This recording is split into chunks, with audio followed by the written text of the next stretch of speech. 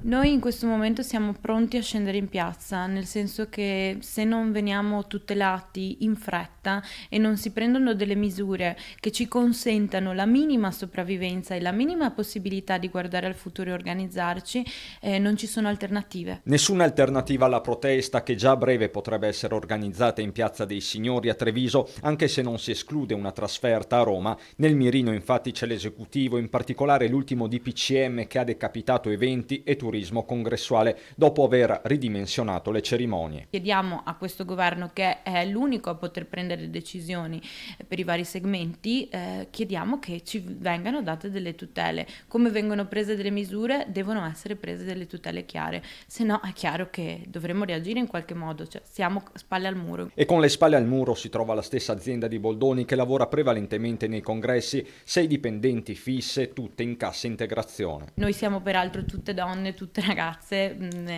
peraltro appunto anche tutte molto giovani, quindi persone che si stanno costruendo famiglia, che stanno costruendo casa, che stanno per sposarsi, quindi cerco di alternarle. A strappare qualche sorriso c'è solo Enzo che si muove tra le scrivanie rimaste vuote e i telefoni che non squillano se non per le disdette. Oltre alla preoccupazione che io ho per la mia azienda, come tutti gli altri professionisti, ho una grande preoccupazione che mi porta ad essere molto stressata per le mie dipendenti che sono amiche, che sono ragazze e che con 700 euro al mese purtroppo non vivono.